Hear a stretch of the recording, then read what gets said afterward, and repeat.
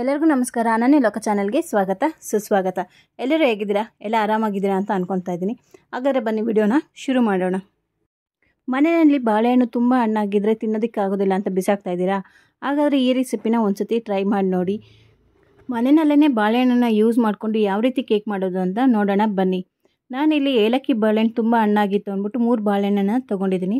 ಇದನ್ನು ಕಟ್ ಮಾಡಿ ಮಿಕ್ಸಿ ಜಾರ್ಗೆ ಹಾಕ್ಕೊತಾ ಇದ್ದೀನಿ. ಕೇಕ್ ಮಾಡೋದಕ್ಕೆ ತುಂಬ ಇಂಗ್ರೀಡಿಯೆಂಟ್ಸ್ ಏನು ಬೇಕಾಗಿರೋದಿಲ್ಲ. ನಾನು ಇದನ್ನು ಮೈದಾ ಹಿಟ್ಟಿಂದ ಕೂಡ ಮಾಡ್ತಾಯಿಲ್ಲ, ಗೋಧಿ ಹಿಟ್ಟಿಂದ ಮಾಡ್ತಾ ಇರೋದ್ರಿಂದ ತುಂಬ ಆರೋಗ್ಯಕ್ಕೆ ಕೂಡ ಒಳ್ಳೆಯದು ಅಂತಲೇ ಹೇಳ್ಬೋದು. ಈ 3 ಬಾಳೆಹಣ್ಣನ್ನು ಕಟ್ ಮಾಡಿ ಹಾಕ್ಕೊಂಡಾದ ನಂತರ ನಾನಿಲ್ಲಿ ಒಂದು ಅರ್ಧ ಕಪ್ಪಷ್ಟು ಸಕ್ಕರೆನ ಹಾಕ್ಕೊತಾ ಇದ್ದೀನಿ. ಸಕ್ಕರೆ ಪೌಡರ್ ಮಾಡಿ ಹಾಕ್ತಾಯಿಲ್ಲ, ರುಬ್ಬೋದಕ್ಕೋಸ್ಕರ ನಾನು ಸಕ್ಕರೆನ ಹಾಗೆ ಹಾಕ್ತಾಯಿದ್ದೀನಿ. ನಾನಿಲ್ಲಿ 1.5 ಕಪ್ನಷ್ಟು ಗೋಧಿ ಹಿಟ್ಟನ್ನು ತೊಗೊಳ್ತಾ ಇದ್ದೀನಿ. ನೀವು ಮನೆಯಲ್ಲಿ ಯೂಸ್ ಮಾಡೋಂಥ ಗೋಧಿ ಹಿಟ್ಟು ಹಾಕ್ಕೊಂಡ್ರು ಕೂಡ ಆಗುತ್ತೆ. ಅದಾದ ನಂತರ ಒಂದು 3 ರಿಂದ 4 ಸ್ಪೂನಷ್ಟು ಎಣ್ಣೆನ ಆ್ಯಡ್ ಮಾಡ್ಕೊಳ್ಳೋಣ. ಅದಾದ ನಂತರ 1-2 ಸ್ಪೂನಷ್ಟು ತುಪ್ಪನ ಆ್ಯಡ್ ಮಾಡ್ಕೊಳ್ಳೋಣ. ನೀವು ತುಪ್ಪ ಇಲ್ಲಾಂದರೆ ಬಟರ್ನ ಕೂಡ ಆ್ಯಡ್ ಮಾಡ್ಕೊಳ್ಬೋದು. ಒಂದು ಸ್ವಲ್ಪ ಚಿಟಿಕೆಯಷ್ಟು ಸ್ವಲ್ಪ ಸಾಲ್ಟು ಎಲ್ಲನೂ ಒಂದು ಸತಿ ಮಿಕ್ಸ್ ಮಾಡಿಕೊಂಡು ನಾನಿಲ್ಲಿ 5 ರಿಂದ 6 ಸ್ಪೂನಷ್ಟು ಹಾಲನ್ನು ಹಾಕ್ಕೊಂಡು ರುಬ್ಕೊಳ್ತಾ ಇದ್ದೀನಿ. ರುಬ್ಕೊಂಡಾದ ನಂತರ ಈ ಮಿಶ್ರಣನ ಒಂದು ಬಾಣಲೆಗೆ ತೆಗೆದಿಟ್ಕೊಳ್ಳೋಣ. ಇದು ಸ್ವಲ್ಪ ಗಟ್ಟಿಯಾಗಿದೆ, ಇನ್ನೊಂದು ಸ್ವಲ್ಪ ಹಾಲು ಹಾಕ್ಕೊಳ್ಬೇಕಾಗಿತ್ತು. ಇದಾದ ನಂತರ ಒಂದು ಬಾಣಲೆಗೆಲ್ಲ ತೆಗೆದಿಟ್ಕೊಂಡಾದ ನಂತರ ನಾನು ಮತ್ತೆ ಇದಕ್ಕೆ ಒಂದು 3 ರಿಂದ 4 ಸ್ಪೂನಷ್ಟು ಹಾಲನ್ನು ಹಾಕ್ಕೊತಾ ಇದ್ದೀನಿ. ಇದು ಸ್ವಲ್ಪ ಗಟ್ಟಿಯಾಗಿತ್ತು ಅಂದ್ಬಿಟ್ಟು ನಾನು ಹಾಲನ್ನು ಹಾಕ್ಕೊತಾ ಇದ್ದೀನಿ. ನೀವು ಫಸ್ಟು ರುಬ್ಬೇಕಾದ್ರೆ ಹಾಲು ಹಾಕ್ಕೊಂಡಿದ್ರೆ ಮತ್ತೆ ಜಾಸ್ತಿ ಹಾಕ್ಕೊಳ್ಳೋದು ಬೇಡ. ಈ ರೀತಿ ಇಡ್ಲಿ ಹಿಟ್ಟಿನ ಅದಕ್ಕೆ ಈ ಮಿಶ್ರಣ ಬಂದರೆ ಸಾಕಾಗತ್ತೆ. ಇದೆಲ್ಲ ಸ್ವಲ್ಪ ಚೆನ್ನಾಗಿ ಮಿಕ್ಸ್ ಮಾಡಿ ಚೆನ್ನಾಗಿ ತಿರುಗಿಸಾದ ನಂತರ ನಾನು ಇದಕ್ಕೆ ಅರ್ಧ ಸ್ಪೂನು ಬೇಕಿಂಗ್ ಸೋಡಾನ ಯೂಸ್ ಮಾಡ್ತಾಯಿದ್ದೀನಿ. ಹಾಗೆ 1 ಸ್ಪೂನಷ್ಟು ನಾನು ಬೇಕಿಂಗ್ ಪೌಡರನ್ನು ಯೂಸ್ ಮಾಡ್ತಾಯಿದ್ದೀನಿ. ಇದು ಎಲ್ಲ ಶಾಪ್ಗಳಲ್ಲೂ ಸಿಗುತ್ತೆ ಈಗಂತೂ. ಇದನ್ನೆಲ್ಲ ಹಾಕ್ಕೊಂಡಾದ ನಂತರ ಮಿಕ್ಸ್ ಮಾಡ್ಕೊಳ್ಬೇಕಾಗುತ್ತೆ. ಇದೆಲ್ಲ ಮಿಕ್ಸ್ ಮಾಡಿ ಪಕ್ಕಕ್ಕೆ ಇಡೋಣ. ಇವಾಗ ನಾನು ಕೇಕ್ ಮೋಲ್ಡ್ಗೆ ಸ್ವಲ್ಪ ಗೋಧಿ ಹಿಟ್ಟನ್ನು ಹಾಕ್ಕೊತಾ ಇದ್ದೀನಿ. ನಿಮ್ಮ ಹತ್ರ ಬಟರ್ ಪೇಪರ್ ಇದ್ದರೆ ಅದಕ್ಕೆ ಕೂಡ ತುಪ್ಪ ಸವರ್ಬಿಟ್ಟು ಅದನ್ನು ಇಟ್ಟರೆ ಸರಿ ಹೋಗುತ್ತೆ. ನಾನಿಲ್ಲಿ ಬಟರ್ ಪೇಪರ್ ಇಲ್ಲ ಅನ್ನೋದಕ್ಕೋಸ್ಕರ ಗೋಧಿ ಹಿಟ್ಟನ್ನೇ ಸ್ವಲ್ಪ ಸ್ಪ್ರಿಂಕಲ್ ಮಾಡ್ತಾಯಿದ್ದೀನಿ.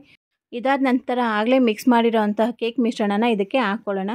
ಹಾಕ್ಕೊಂಡಾದ ನಂತರ ಇದು ಸ್ವಲ್ಪ ಚೆನ್ನಾಗಿ ಇದನ್ನು ಯಾವಾಗಲೂ ಅರ್ಧ ಟ್ರೈ ಆಗೋಷ್ಟು ಬ್ಯಾಟರ್ನ ಮಾಡ್ಕೊಳ್ಬೇಕಾಗತ್ತೆ. ಯಾಕಂದರೆ ಇದು ತುಂಬ ಆಗಿಬಿಟ್ರೆ ಅದು ಸ್ವಲ್ಪ ಉಬ್ಬಿದಾಗ ಇನ್ನೂ ಜಾಸ್ತಿ ಆಗಿಬಿಡುತ್ತೆ. ಅದಕ್ಕೋಸ್ಕರ ಯಾವಾಗಲೂ ಅರ್ಧ ಟ್ರೈ ಇರೋಷ್ಟನ್ನ ಮಾಡ್ಕೊಳ್ಬೇಕಾಗತ್ತೆ ನಾವು.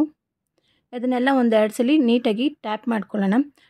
ಈ ರೀತಿ ಟ್ಯಾಪ್ ಮಾಡೋದ್ರಿಂದ ಏನಾಗುತ್ತೆ ಅಂದರೆ ಏರ್ ಬಬಲ್ಸ್ ಏನಾದ್ರು ಇದ್ದರೆ ಅದು ಕೂಡ ಹೋಗುತ್ತೆ. ಸೊ ಅದಕ್ಕೋಸ್ಕರ ಈ ರೀತಿ ಟ್ಯಾಪ್ ಮಾಡಿ ಇಡಬೇಕಾಗತ್ತೆ ಯಾವಾಗಲೂ ಕೂಡ. ಅದಾದ ನಂತರ ನಾನು ಆಲ್ರೆಡಿ ಮುಂಚೆನೇ ಕಟ್ ಮಾಡಿ ಇಟ್ಕೊಂಡಿರೋಂಥ ಬಾದಾಮಿ ಹಾಗೂ ಗೋಡಂಬಿನ ಇದ್ರ ಮೇಲ್ಗಡೆ ಹಾಕ್ಕೊತಾ ಇದ್ದೀನಿ ಸ್ವಲ್ಪ ಗಾರ್ನಿಷ್ಗೋಸ್ಕರ. ನೀವು ಇನ್ನೂ ಬೇಕಂದರೆ ಪಿಸ್ತಾ ಬಾದಾಮಿ ಈ ರೀತಿ ಏನಾರು ಬೇಕಾದ್ರೂ ಹಾಕ್ಕೊಳ್ಬೋದು.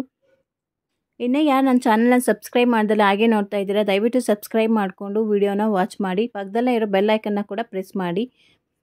ಬ್ಯಾಟರ್ನ ತಯಾರು ಮಾಡೋಕ್ಕಿಂತ ಮುಂಚೆನೇ ನಾನು ಕುಕ್ಕರ್ನ ಸ್ವಲ್ಪ ಹೀಟ್ ಮಾಡೋಕ್ಕೆ ಇಟ್ಕೊಂಡಿದ್ದೆ 30 ನಿಮಿಷ ಮುಂಚೆನೇ.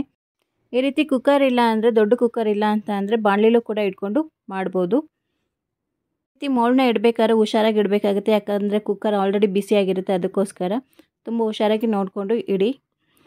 ಇದಾದ ನಂತರ ನಾನು ಇದಕ್ಕೆ ಒಂದು ಪ್ಲೇಟನ್ನು ಕವರ್ ಮಾಡ್ತಾಯಿದ್ದೀನಿ. ನೀವು ಕುಕ್ಕರ್ನ ಬೇಕಾದ್ರೆ ಮುಚ್ಚಳನ ಕೂಡ ಮುಚ್ಬೋದು, ಆದರೆ ಕುಕ್ಕರ್ ರಬ್ಬರು ಹಾಗೂ ಲಿಡ್ಡನ್ನು ಏನೂ ಹಾಕೋ ಅವಶ್ಯಕತೆ ಇರೋದಿಲ್ಲ. ಪ್ಲೇಟನ್ನು ಮುಚ್ಚಾದ ನಂತರ ನಾನಿಲ್ಲಿ ಒಂದು 20 ನಿಮಿಷ ಬಿಟ್ಕೊಂಡು ಕೇಕ್ ಬೆಂದಿದೆಯಾ ಇಲ್ವ ಅಂತ ನೋಡ್ತಾ ಇದ್ದೀನಿ. ಒಂದು ಟೂತ್ ಪಿಕ್ನ ತೊಗೊಂಡು ಅದಕ್ಕೆ ಚುಚ್ಚಿ ನೋಡೋದ್ರಿಂದ ಗೊತ್ತಾಗುತ್ತೆ ಇನ್ನೂ ಸ್ವಲ್ಪ ಬೇಯಬೇಕಾ ಇಲ್ಲ ಆಲ್ರೆಡಿ ಬೆಂದಿದೆಯಾ ಅಂತ. ಇದಕ್ಕೆ ಯಾವುದೇ ರೀತಿ ಹಸಿಟ್ಟು ಏನು ಅಂಟುತ್ತಾ ಇಲ್ಲ, ಆಲ್ರೆಡಿ ಬೆಂದಾಗಿದೆ. ಒಂದು 20 ರಿಂದ 25 ನಿಮಿಷ ಬೆಂದರೆ ಸಾಕಾಗುತ್ತೆ.